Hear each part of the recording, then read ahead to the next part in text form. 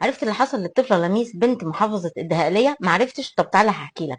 الطفله لميس عندها 4 سنين من عزبه ابراهيم في محافظه الدهقليه. الطفله لميس كانت بتلعب هي واخواتها في البلكونه، فوقعت من ايديها مسطره فنزلت تجيبها. الام توقعت ان الطفله هتطلع بسرعه على البيت فسابت لها الباب مفتوح، ولكن للاسف الطفله ما طلعتش. وامها بقى اتخضت عليها ونزلت تدور عليها في كل حته، ما لقيتهاش وما كانش ليها اي اثر.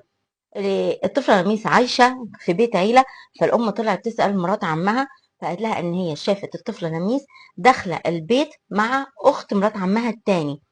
فأمها بقى دخلها الشك وفضلت تدور تدور ما لقيتهاش. طلعت فوق لمرات عمها اللي هي اسمها رحمة، عندها 24 سنة، وسألتها عليها وقالت لها ان هي ما شافتش بنتها خالص.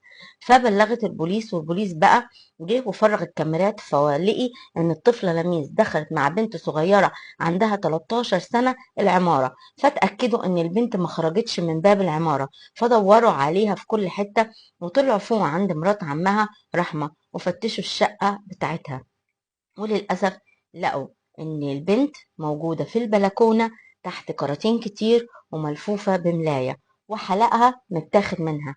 يعني البنت اتقتلت بسبب حلق ما يجيبش 3000 جنيه. ولما ضغطوا عليها اعترفت وقالت ان هي كان محتاجة للفلوس فعملت كده. يعني انت تقتلي وتضيعي حياة طفلة بريئة وتحرقي قلب اهلها وقلب امها عليها علشان خاطر 3000 جنيه؟ احنا بقينا في زمن انا مش عارفة اوصفه بزمن ايه. غابة حرفيا. طب كنت خدتي الحلق وسبت البنت عايشة، كنت يا ستي استلفتيهم ولا عملتي اي حاجة. كنت تقتلي بنت عندها 4 سنين عشان خاطر حلق؟ انا مش عارفة هوصلنا فين ولا هنوصل لغاية فين. ربنا يرحمك يا بنتي ويصبر قلب امك عليكي.